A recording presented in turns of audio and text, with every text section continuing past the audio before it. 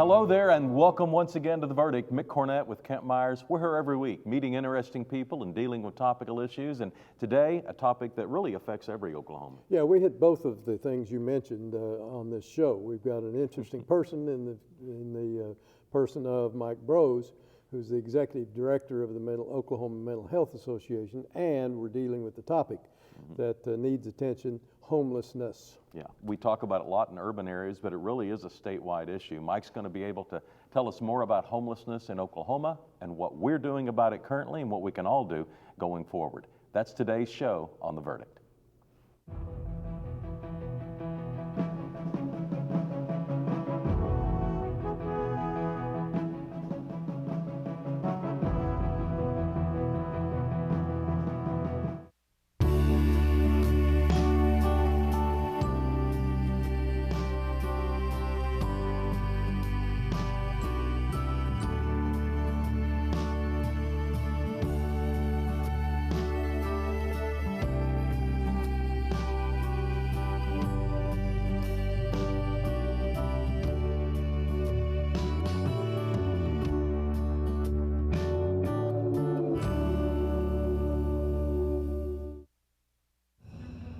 Law enforcement runs in my family. My father and I combined have served the citizens of Oklahoma for half a century, and I'm proud to carry on the tradition. I'm Lieutenant Dwight Durant with the Oklahoma Highway Patrol, and I am Chickasaw. We all get into law enforcement for various reasons, but the main reason is because we have this need to help other people. The misperception is that we're out here stopping speeders and writing speeding tickets. That's a small portion of what we actually do in an 8-hour day. Putting on the uniform, going through the very intensive patrol school, succeeding through that and graduating, the pride that I had was more than I could ever imagine. Oklahoma Highway Patrol is one of the finest institutions that we have, and I am honored to be a member of the Highway Patrol. I'm honored to be a citizen of the state of Oklahoma, and just as honored to be a citizen of the Chickasaw tribe. See more stories about the Chickasaw people at profilesofanation.com. One of the best kept secrets about the post 9/11 GI Bill benefit is that it can be used at a trade school or a technical school, and it doesn't have to be used at a university or college. These are benefits that the veterans have earned through their service, and they should take advantage of it. Veterans really need to understand that there are many resources offered by the Oklahoma Department of Veteran Affairs. They're there to help you find the right school for you, the school that will help you and your family make great steps into your future.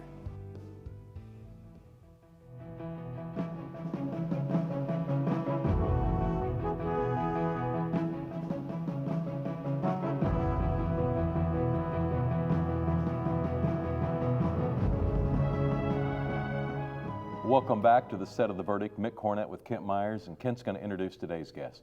As we indicated in the opening segment, we are very pleased to have Mike Brose join us. Mike is the executive director of the Oklahoma Mental Health Association. He did his undergraduate work at Oral Roberts University, got his master's degree at the University of Kansas. He then engaged in many years practice as a social worker here in Oklahoma, and distinguished himself greatly in that regard. He's been about 26 years now with the Oklahoma Mental Health Association, although its prior name was Mental Health Association of Tulsa, I think, but it's now statewide. He has done social work and does wonderful work in Oklahoma with the homeless, and was named Social Worker of the Year by a social work organization. Mike, certainly glad to have you. It's great to be on the Verdict. I just love being here, and we really appreciate the chance to come on and talk about the work that we're doing and how we're trying to serve all Oklahomans. And you mentioned me before the show. You're originally from Kansas. Talk about your biography a little bit. Yeah, I grew up a small town in southwest Kansas, liberal Kansas. I've been there. Yeah, it's about, to reference the viewers, it's about 40 miles north of Guyman. So the Panhandle is very near and dear to my heart, that whole region there, from Amarella up to Liberal and those parts. It's a unique part of the culture, and I really deeply identify with that culture and all that the values that I was instilled upon me growing up in that area. Was there a single experience or maybe a series of experiences in Liberal that kind of led you into a career in mental health? You know, that's a great question, Mick. You know, that is, there was. My parents died when I was pretty young. My dad died when I was 10. My mom died when I was a senior in high school. Those were very, very powerful, obviously, moments in my life. I went, after my death of my mom, I went through a deep, dark depression, was at times suicidal. I sought out mental health care for myself at a very, very young age. Had to finally figured out I can't do this by myself. I need some help. Experienced that help. Lot of who I am came out of that whole experience of that period. And as I began to come out of the depression, began to sort of reemerge out of that, then it came to me that my future was in helping others who might have similar type struggles and circumstances. So I appreciate you asking that question. I don't get that question very often, but I enjoy talking about it. Well, it sounds like that you can empathize. Oh, I very much can empathize. I'd still draw upon that, those experiences, that insight that I had to discover, my own internal self-exploration about who am I, where do I fit into the world, when things, bad things happen to good people, as they say. It's cliche, but it's true. And we all need to be there for each other, and that is around, our work swirls around that concept. How have you seen the issue of mental illness and homelessness change over the last couple of decades? It's evolving. Oh, great question. Yeah. So when I first came to the Mental Health Association 26 years ago, primarily homelessness was viewed as people who had untreated mental illness. We had not been able to interrupt that. Sometimes it co-occurs with addiction, particularly around self-medication. And depending on which study you looked at, the estimations were that 40 to 60% of the homeless populations, not only here in Oklahoma, but around the country, involve people with chronic, untreated, very serious types of mental illness and often co-occurring addiction. While the total numbers haven't changed as much as we would have liked them to, the percentage of the homeless is going down. Why is that? More and more people are being priced out of affordable housing. The availability to, they've either been evicted because of their inability to pay their rent or their utilities. And we see this very dramatically on stage on particularly the West Coast, but on the coast. But it's definitely moved into this area too. Still, overall, the cost of living here in Oklahoma is very affordable. That is if you have a job or you have enough, or you're making enough income that you can be self-sustaining for yourself and your family. But you see that all around the country, the lack of available, affordable housing for our very low income people. So that's increasing our numbers of homeless. Now, your organization, the Mental Health Association, has an office in Oklahoma City.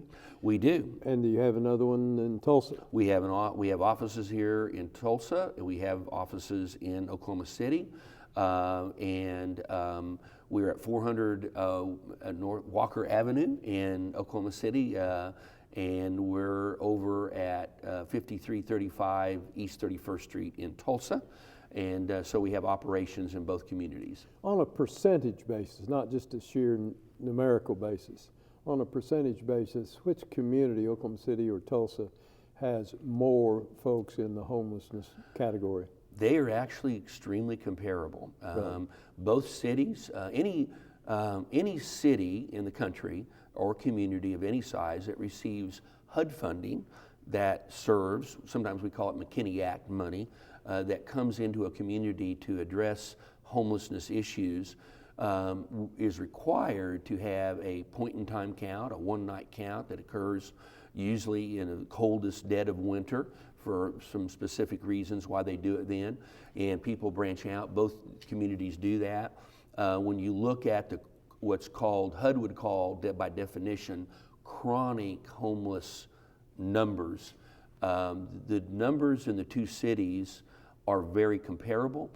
Both cities reported this year slight increases, which was very disappointing to us because in both communities we've housed lots of people, moved them off the streets into affordable housing, wrapped services around them. So we're having a lot of success, but that's what I'm saying. The numbers of homelessness overall are growing in both of those communities, but around the country because, and a lot of it is to do with the shrinking amount of affordable housing. Well, explain to our viewers what your organization does, either in Oklahoma City or Tulsa. If an individual or a family comes to you or you become aware of them and you know they are in need of your services, what can they reasonably expect? Well, we of course sit down with people all the time, and sometimes I say we sit down because we've learned with this, working with certain populations, it's not good enough for us to sit in an office and wait for them to come to us. Yeah. Sometimes they can't because they don't have transportation.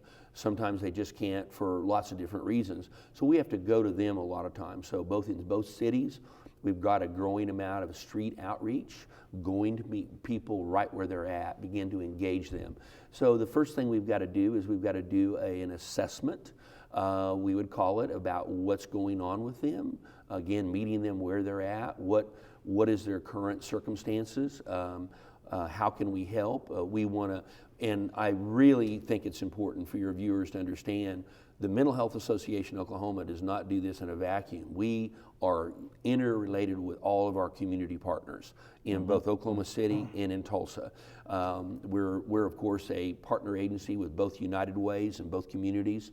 But all the different, in Oklahoma City, the Homeless Alliance, our work with Dan Strawn in the West Town over there, some of our key partners over there, and then we partner with a whole host of other partners. Catholic charities. Catholic charities. You can't really, no one agency can really address this. This is complicated.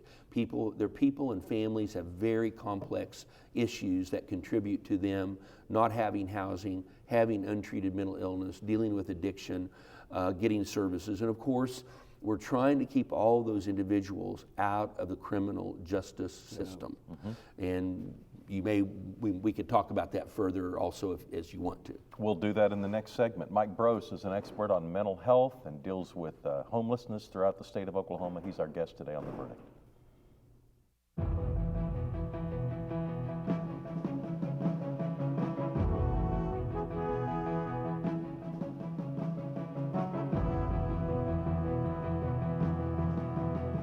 OU Law has a history and heritage that are unparalleled. At the University of Oklahoma College of Law, we empower our students to pursue the career of their dreams. We have the highest U.S. News ranking ever achieved by an Oklahoma law school. We are the first law school in the country to launch a college-wide digital initiative, and this year, our competition teams rank number 2 in the nation. OU Law, generations of excellence, limitless possibilities. The good life comes naturally to Tulsa, where nature's beauty is matched with an eye for aesthetics. A legacy of neighborhoods graced with lawns and landscaping and handsome homes. A place that seems to have patented an ideal lifestyle. Bank First is loyal to the quality of life Tulsa assures its citizens, to the priority placed on education, culture, and growth. Loyal to builders who transform raw land into residential charm. Developers who see opportunity and add vitality to Tulsa's economy. Bank First serves both enterprise and private lives that need a loyal partner. It's how we help nurture this city's very good life. Bank First. Loyal to Oklahoma. Loyal to you.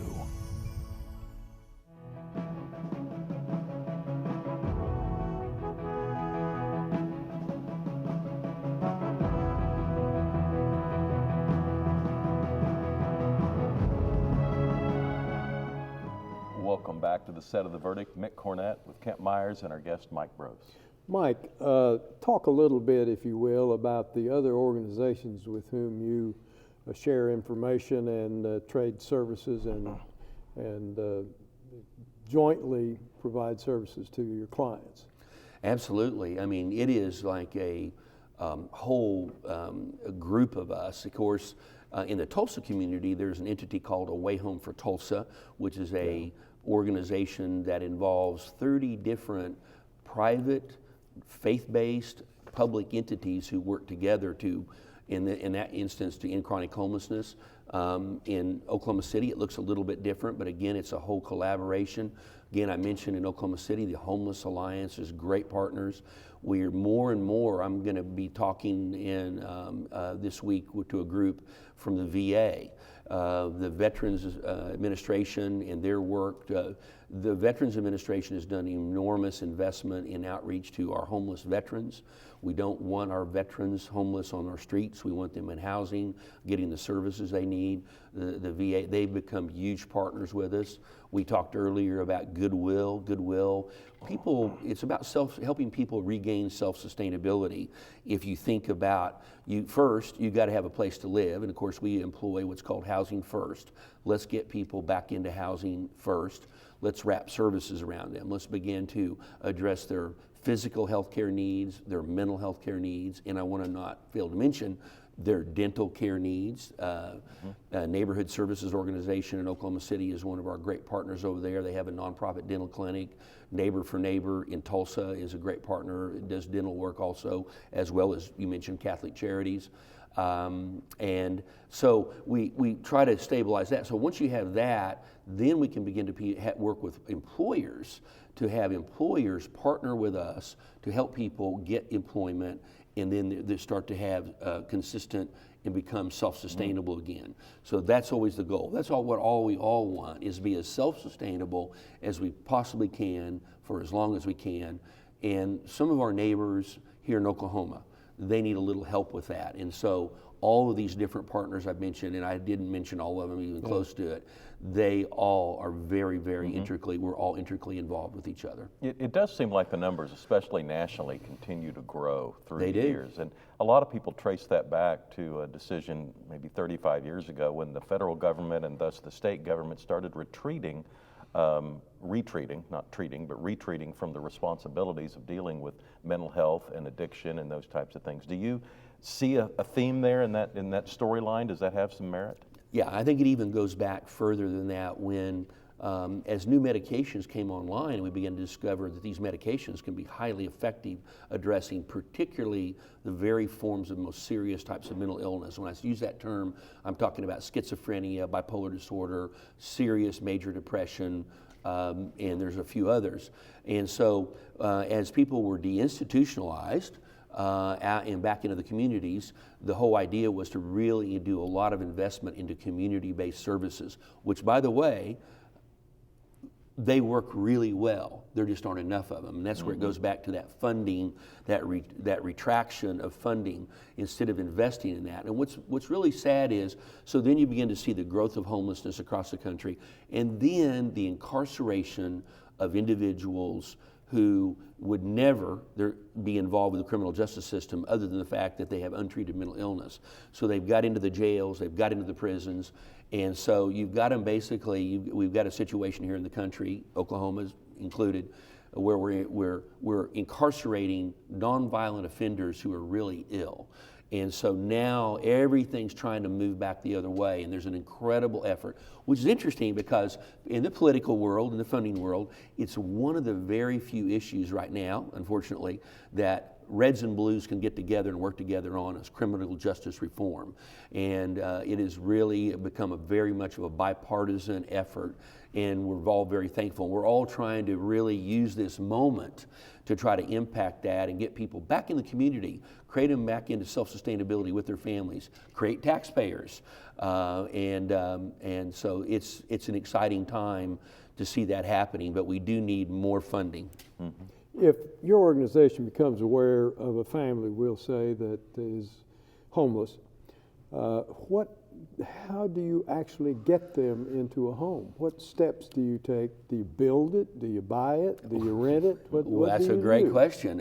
What we have done, we do it in two different ways. In Oklahoma City community more, we do own an apartment building in Oklahoma City. We also then work with some of the leasing management companies there and some of the landlord owners of multifamily units there, and we master lease units they're scattered across the community.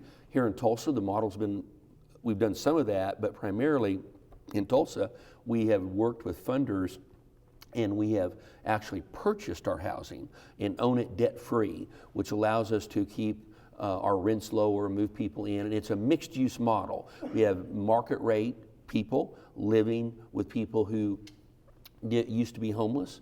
Now they're not homeless. Now they have an apartment. Now they have a place to live. And again, it really starts with, you can't really get anywhere in this life without a place to live. If you're homeless on the streets, all these services, all these efforts are highly ineffective. But once somebody has a place to live, it helps them stabilize. Now we've got something to work with to help them move out of that chronic homelessness condition into, I call it, back into the fabric of the community. Everybody benefits from that. There are a lot of success stories in these efforts, but the attitude toward veterans homelessness has really improved, not only in Oklahoma, but around the country. And there's been some really, I think, inspirational stories there and some success. There are lots of them. It's interesting because the VA, and again, under a bipartisan effort in Congress to fund those services, and it turns out that when you put that investment in there, you get an incredible return on that investment and leading to those success stories, people getting back into housing, getting the mental health care services they need, stabilizing, getting reemployed, getting sometimes reconnected with their families that they've been disconnected with, what have you. We have success story after success story that we can cite in terms of this work. Because sometimes they're entitled to benefits and they either don't know it or are not taking advantage of those opportunities. That happens all the time. Again, I'll be talking about that in this upcoming talk I'm giving. I was invited to speak to the VA at a conference in Oklahoma City later this week, and I'll be talking about some of those very things, and I'll be congratulating the VA on their partnership and their work with all the other community partners. We've talked about homelessness in Oklahoma City and Tulsa, but we've not mentioned the rural areas in Oklahoma. Can you talk about that a little bit? There is homelessness in every community. Again, it's sometimes smaller, obviously, but communities all over Oklahoma struggle with individuals who have been, for different reasons, unable to obtain and secure and maintain affordable housing. And so if your viewers are out there and they're dealing with that in their communities, please have them call me at Mental Health Association Oklahoma. I would love to talk to them. We would love to figure out how to partner, consult with them, assist them. We are a statewide organization now. We would love to be able to do that. And we want to help, and there are some amazing people around this state doing amazing work around this area. We want to help out any way we can. Just a few seconds left, but I think one thing we ought to credit is, I think, an improved attitude from police departments around the country. I think in Tulsa and Oklahoma City, and I want to assume around the rural areas, that police departments are not only more sensitive to these issues, but they've been a really important part of helping people. The law enforcement partners, we cannot do this work without them. We are partnering with law enforcement more and more all the time. It is not fair to ask our law enforcement people to go out and deal with this without the partnership and the expertise that all of us can bring to assist them and make community policing that much more effective. And they need our help, and we want to be good partners. Mike, thanks so much for the work you and your staff are doing. Yeah, Thank you, guys. Thanks for having me on the show and giving me a chance to talk. Thank you. You bet. Come back anytime. Thank you. Kent and I'll have a final word when we get back.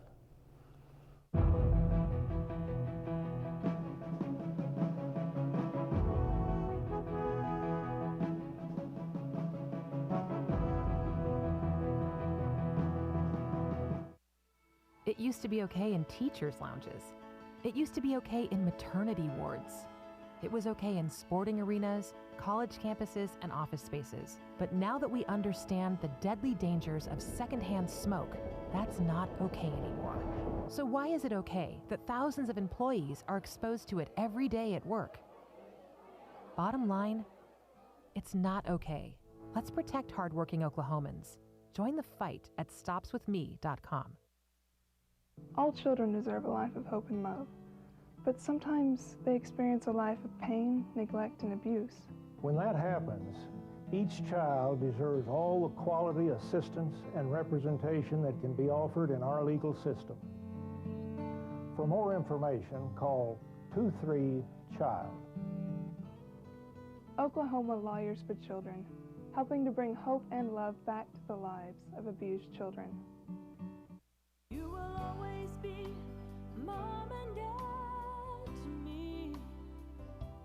We are a very conservative family, and we believe in old-fashioned family values. We have a loving home there, and we love kids, and we have 5, 6 of our own. And but had no idea we were going to go into adoption, but it's been very gratifying. You will always be mom and dad to me. The Journal-Record is pleased to be a sponsor of The Verdict. The Journal-Record, since 1903, the best source of Oklahoma business news and legal information.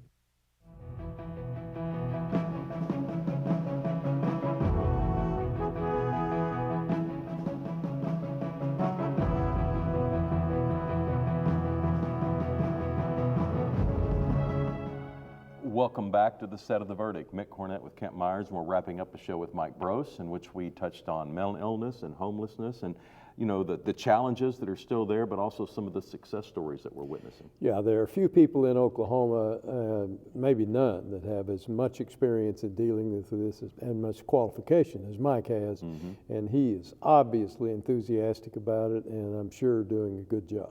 We have some website information we'd like to pass along to you so you can get more information on this subject. The first website I'll provide for you is mhaok.org. That's mhaok.org.